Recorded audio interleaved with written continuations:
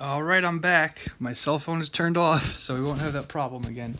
Um, okay, that was weird on the screen. Anyway, we left off with this cuts off the Americans from trading with the French. At the same time, France's navy is out there preventing Americans, or trying to at least, from trading with the British. Americans are caught in the middle.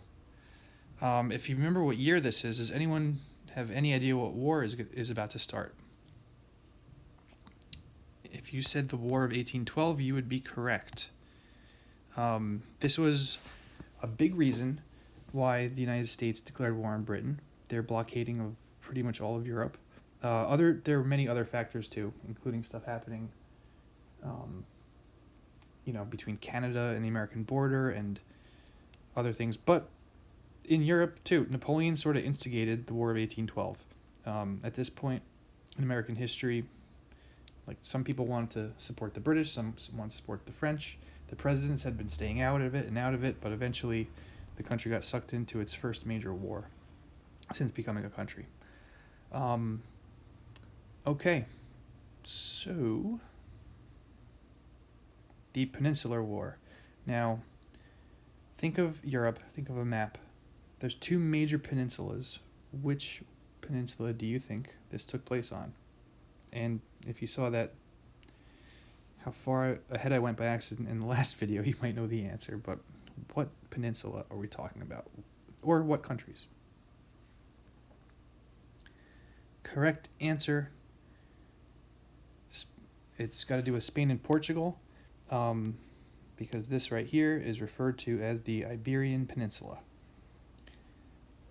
And that's why we have the Peninsular War. Okay, so now remember, Napoleon controls Spain. Well, he has a puppet state there, and if you remember what a puppet state is that he puts someone in charge who's going to, he's there as long as that person listens to Napoleon. Portugal, on the other hand, was sort of allied with the British, and they were not part of the continental system. So basically, he's like, all right, Portugal, I'm going to conquer you. I'm going to march through Spain to do it. Why is this a bad idea? Well, think about this. And the other fact that when an army back then, when they would march through places, how would they eat? Where would they get their food? Some of it they would carry with them, but other times they might just stop and look for the nearest farm and be like, hey, those cows there? Yeah, all of them? Yeah, we're having burgers tonight. No, we're not paying you for them. So when armies march through different countries, it really affects the civilians there. So the Spanish are going to fight back. Armies can take food wherever they want.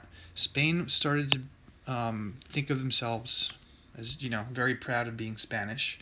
Actually, this has been going on for a while. But they did not like this part, how Napoleon's other brother became in charge of Spain.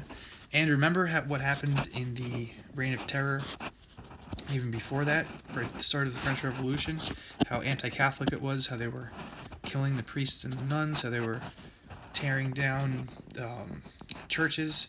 Remember when they beheaded the statues, which is still insane. Spain did not forget about this, and Spain being historically a very Catholic country, they don't like this idea of these French people marching through there, because France has been a bad example so far. So they rebel. They're going to fight back. Not necessarily the official government, because remember, Napoleon's brother was in charge, but other soldiers, other generals who were kind of doing their own thing, they used guerrilla warfare. Now, we know that Napoleon was an amazing general, and it was really hard to beat him in an open battlefield. But if you do guerrilla warfare, if you hide out in places that you know and set up ambushes, and then when they find you, you run and hide, and then when they're looking for you, you ambush them again. That's the sort of nature of guerrilla warfare. The American armies, or the American soldiers, used it a lot during the American Revolution. Spain's going to do the same thing here. Now, thank you to Keynote for messing up, but putting the Spanish flag on top, but this should also say rebel, exclamation point. So, of course, Britain's going to help, and he's and Britain sends troops into Spain to fight the French. Napoleon never gets to Portugal, and he loses 300,000 French soldiers to death. And then these other countries, they see how Spain has fought back, or territories really, and they're like, we're going to do the same thing. So keep Italy and Germany in mind going forward, because we're going to talk about nationalism more and more, and how really a lot of what Napoleon did inspired the modern countries that we know in Europe today.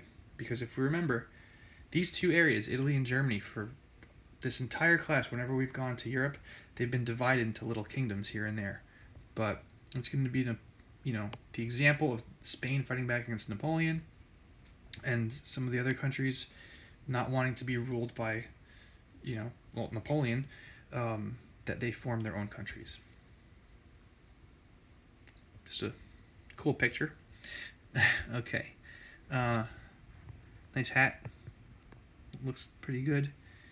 On a battlefield, and to be honest, I forget where this picture came from, so I can't tell you who's who.